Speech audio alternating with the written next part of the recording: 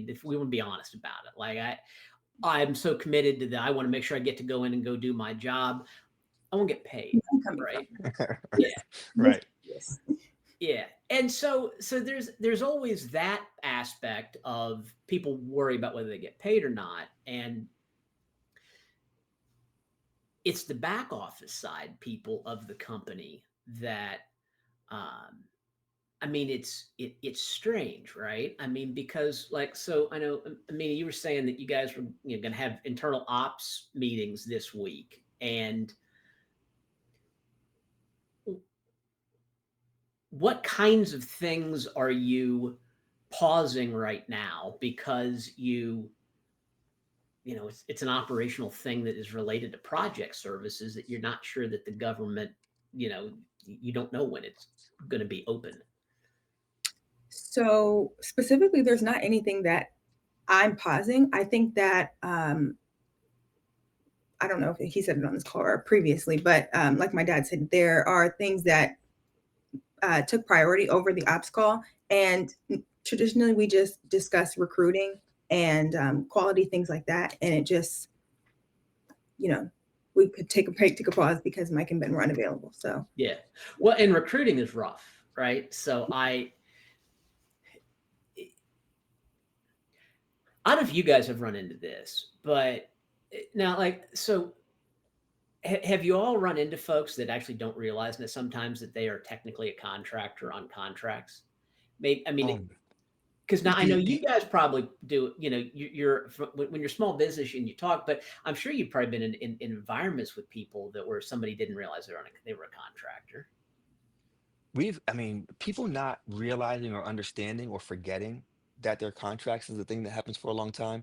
I mean, or happens often. We've had employees who've been on the contract since 10 years before we've had the contract, right? So they know the people on site better than we do, right? And so I think sometimes in some of those areas, the reminder that we are contractors and here's kind of the decorum, or here's how we follow that, and here's what that means we should do, and sometimes that gets lost with how people think they can bill, or thinking that that they um, the return to office was a big one, right? And so in the middle of this government shutdown, we're still in the middle of a return to office, right? So like, let's not let that be lost on people. And in the middle of that, we have the government being shut down.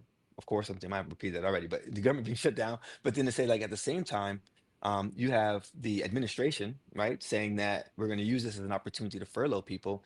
But at the same time, we're hiring contractors to staff contracts, right? And so sometimes people don't necessarily align the politics with what's happening um, right. across the economy, right, or across the industry. And so that's where we end up having to brief them and say, hey, listen, I don't know if you're paying attention to the news.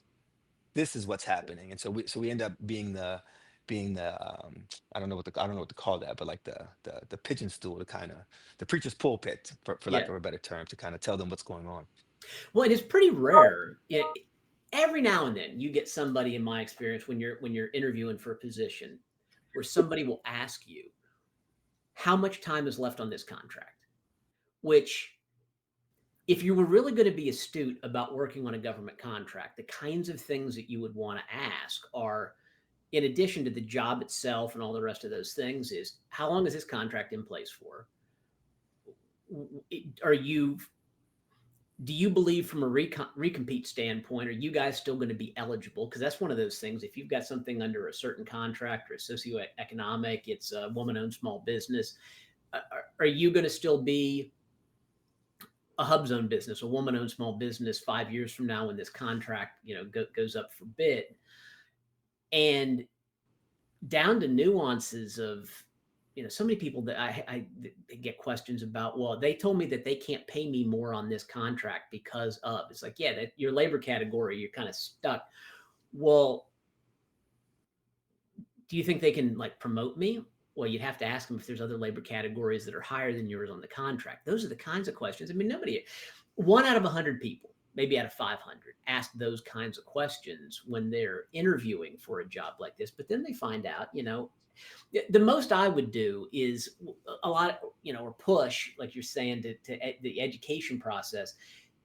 I kind of feel like you have to, if you're within the last 5 or 6 months of a contract and you're interviewing somebody, you kind of have to say like,